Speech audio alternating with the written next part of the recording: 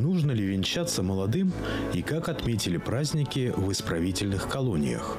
Об этом и не только вы узнаете в программе «Дорога к храму».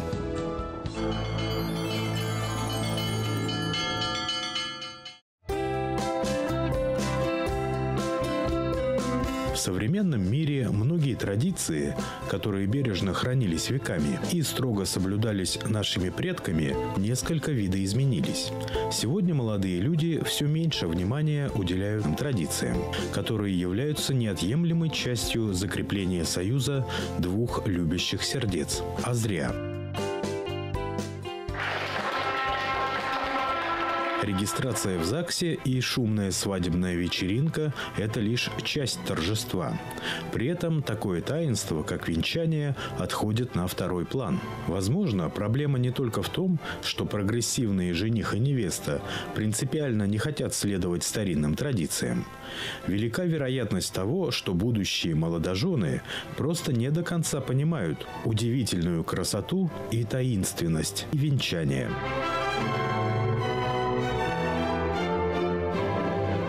Одно из замечательных таинств церкви – это таинство брака или таинство венчания. То есть молодые люди, которые собрались, в общем-то, строить семью, конечно же, они, люди церковные, должны именно поучаствовать в таинстве венчания.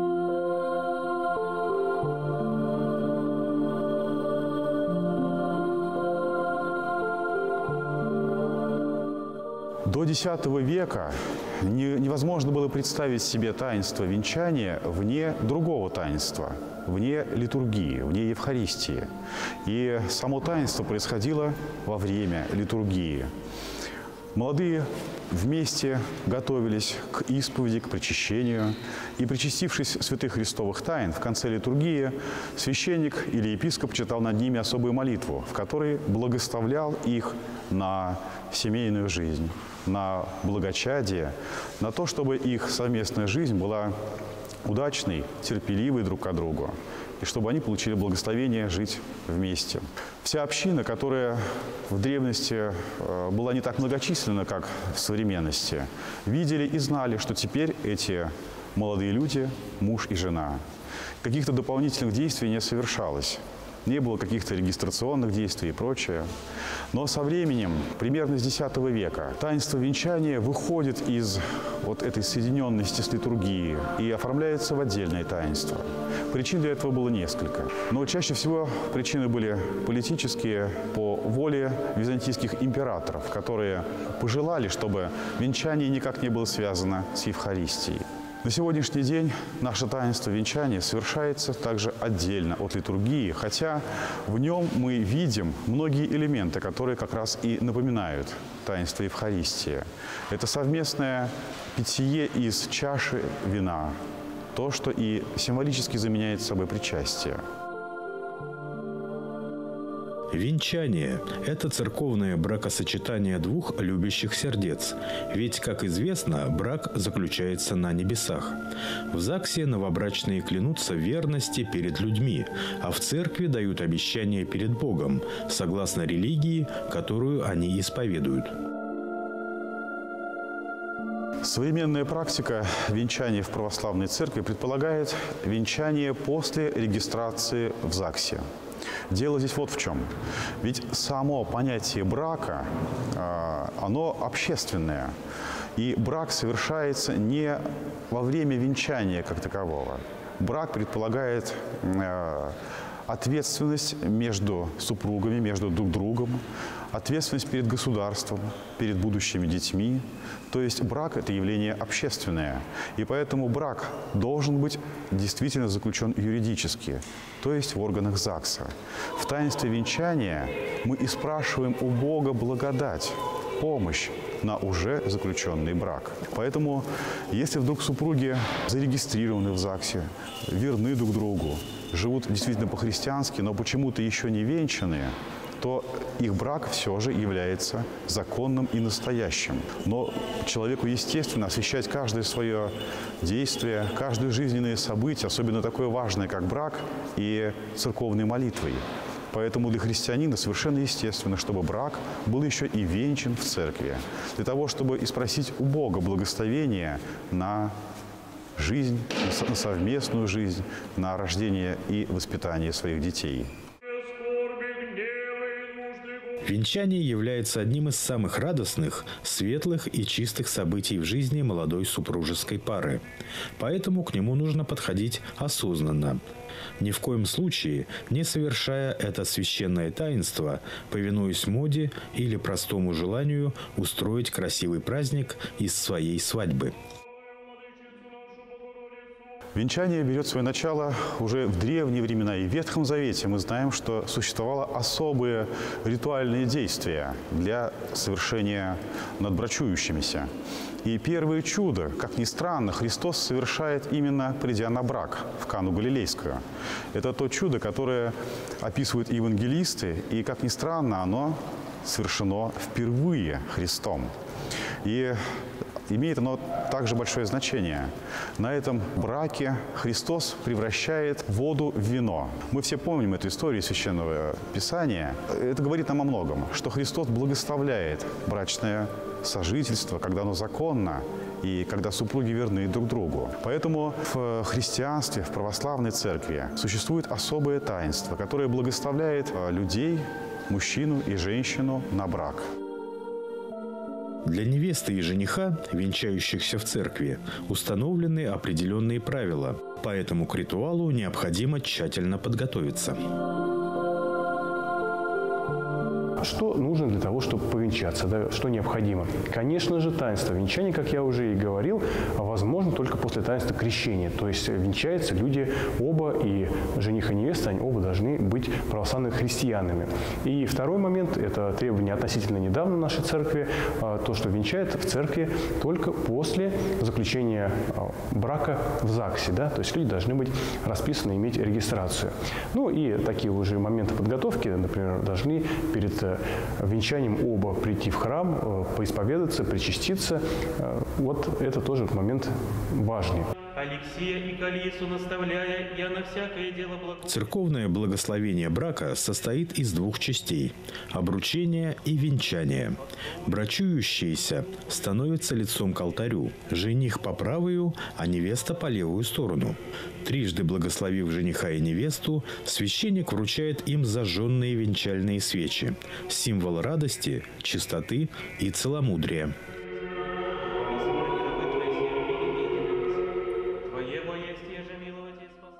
После этого священник берет с престола кольца и надевает на безымянные пальцы правой руки жениху и невесте.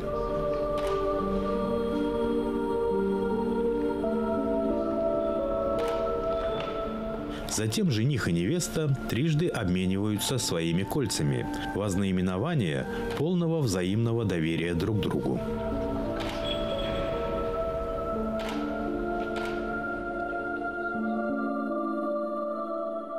Далее начинается непосредственно чин венчания. Наступает самая важная и торжественная минута во всем чинопоследовании таинства брака. Священник возлагает венцы на головы новобрачных. Одним из символов венчания, можно так сказать, да, это, конечно же, венчальные венцы. Венцы многие их называют, когда видятся, люди, короны, но на самом деле это не короны. Венцы, которые символизируют мученические венцы и возлагаются на головы молодых, вот с этой иконочкой Божьей Матери, на голову невесте, а вот вторая с иконочкой Спасителя на голову жениха. И после того, как надевают на голову эти венцы, в общем-то, произносится самая главная часть венчания: «Господи, славою и честью венчай их». И этот союз уже становится союзом там на небесах. Господи Боже наш, славою и честью венчай. Слово «мученик» в греческом языке на русский буквально переводится как «свидетель». То есть венцы, которые одеваются молодым на головы, символизируют о их свидетельстве верности друг другу до конца своих дней. Здесь акцент делается не на мученичестве, а именно на свидетельстве своей верности. Поэтому люди, которые решают вступать в брак, должны отдавать себе отчет, к чему они собираются приступить. Вот эти венцы, которые будут на их головах, до конца жизни будут свидетельством того, что они поклялись друг другу в верности, в радости и в горе, в печалях, в скорбях и в счастливых моментах своей жизни. В наставление новоиспеченным супругам читаются апостол и Евангелие. Затем священник, благословив, подносит бракосочетавшимся чашу с красным вином и дает трехкратно вкусить из нее в знак того, что отныне, во все время последующей супружеской жизни, супруги должны иметь одни желания и намерения и делить пополам счастье и несчастье. Соединив правые руки супругов и покрыв их концом епитрахилии в знак того, что они соединились во Христе и что муж получает жену от самой церкви, иерей троекратно обводит новобрачных вокруг аналоя, выражая этим обхождением их радость и духовное ликование. Обхождение совершается трижды во славу Святой Троицы, призываемой во свидетельство обета супругов. По окончании обхождения венцы с новобрачных снимаются. Муж и жена символически целуют друг друга, и чин венчания заканчивается. «И возвеселись, яко же века, и умножися, яко же раки, веселящийся от своего мужа, хранящий пределы закона, за не так благоволи Бог». Далее супруги подходят к царским вратам. Пришествием своим честен брак показал, Христос истинный Бог наш, молитвами пречистая своя Матери, святых славных всех вольных апостолов, святых боговенчанных царей и равноапостолов Константина и Елены, святаго великомученика Прокопия и всех святых, помилуй и спаси нас, яко благо человека любит. Священник дает крест для целования и вручает молодым венчальные иконы. Мужу – икону Спасителя, жене – икону Богородицы. Решаясь на такой важный и ответственный шаг, как венчание, всегда нужно понимать, что оно не является стопроцентной защитой семьи от развода и других трудностей. Но оно дает нечто большее – благословение, милость и помощь для решения конкретной задачи – быть семьей и преодолевать трудности, пройти вместе по жизненному пути до самого конца.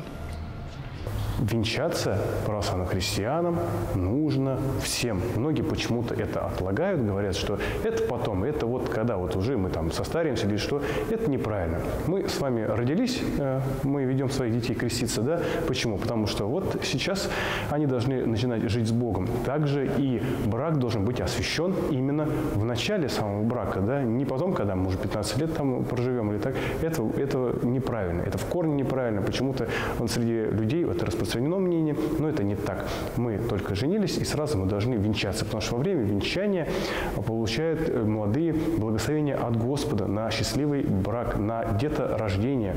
В общем-то, все, что нам для совместной жизни необходимо. Да благословит вас и да подаст вам долгожитель. Христианская религия признает, что семья – это живой организм, существование которого зависит от самих супругов. Поэтому никто, даже Бог, не может насильно заставить людей быть вместе.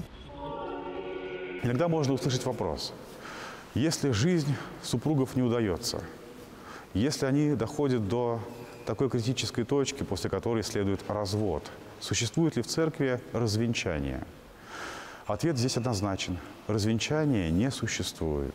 То есть в таинстве венчания священник с людьми, с верующими, с молодоженами просит у Бога помощи, просит благословить, просит благодати для этого брака. Попросить у Бога что-то отобрать просто абсурдно. Поэтому развенчание как некого действия, как какого-то священного действия не существует. Церковь лишь может с горестью свидетельствовать о том, что этого брака больше нет. Супруги, брак которых распался по какой-либо причине, по слову апостола Павла, должны принести покаяние.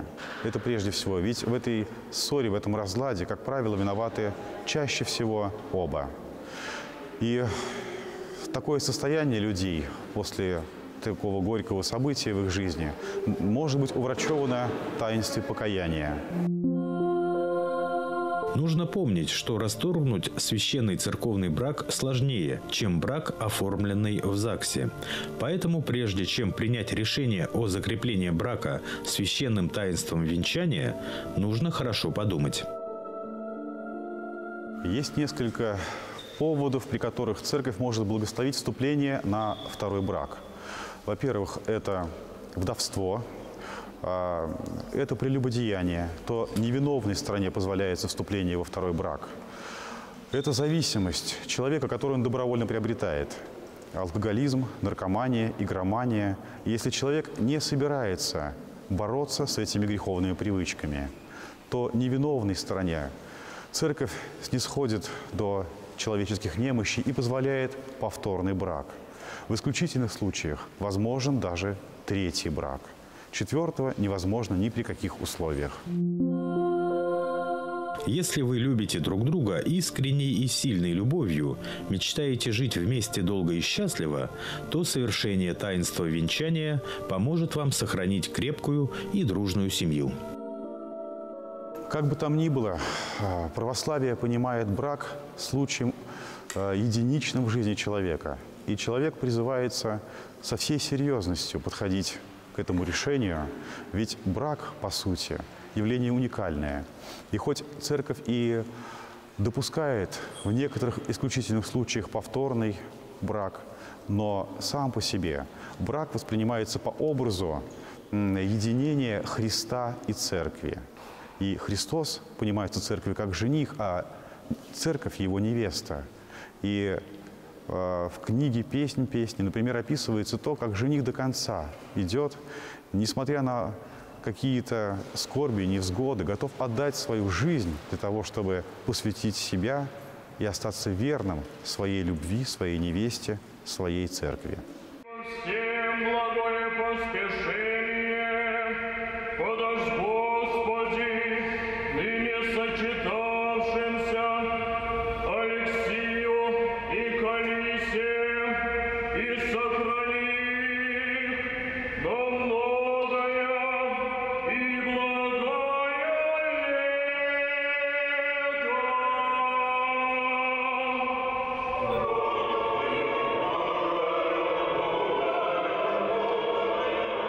Ну и самое главное, православной семейной паре обязательно нужно венчаться. Поэтому с этим делом не затягивайте. И, как говорил Христос в Евангелии, новую заповедь даю вам – да любите друг друга.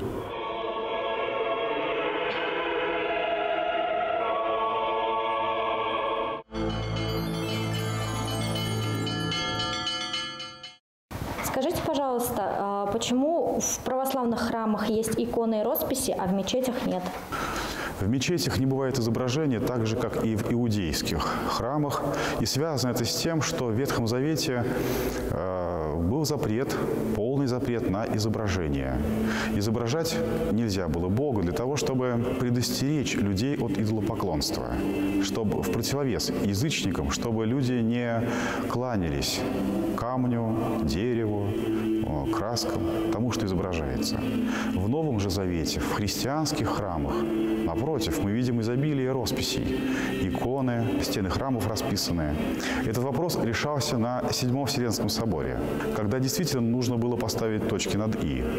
Можно ли изображать Бога, святых угодников, или нельзя? Или все-таки следует придерживаться запрета, озвученного в Ветхом Завете? Отцы VII Вселенского собора так пояснили. Во-первых, уже в Ветхом Завете Бог повелел сотворить золотых ангелов, которые должны были быть при скинии ветхозаветной, то есть, оказывается, запрет не безусловный. Во-вторых, святые отцы пояснили, что иконоборческая ересь, которая возникает в то время, неправы. И на их вопрос, кого же мы изображаем на иконах, святые отцы ответили: мы изображаем не человеческую природу Иисуса Христа иначе мы бы кланялись человеку. И мы не изображаем божественную природу, потому что она неизобразима. Мы изображаем личность Иисуса Христа. Личность, которая содержит в себе две природы – божественную и человеческую. Природа как таковая неизобразима, но исторически Христос был именно таков. Поэтому в христианских храмах мы изображаем то, как мы видели Христа, то, какими являлись людям ангелы, в каком виде, то, какими были святые угодники Божии. В мечетях же мы видим какой-то растительный орнамент или прочие узоры в исполнении вот этой древней заповеди о запрете каких бы то ни было религиозных изображений.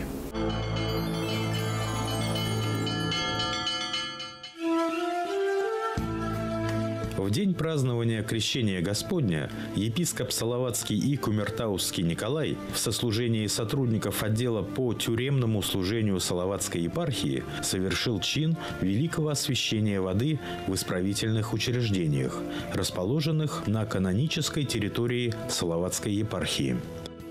Бочку традиционно готовим накануне праздника.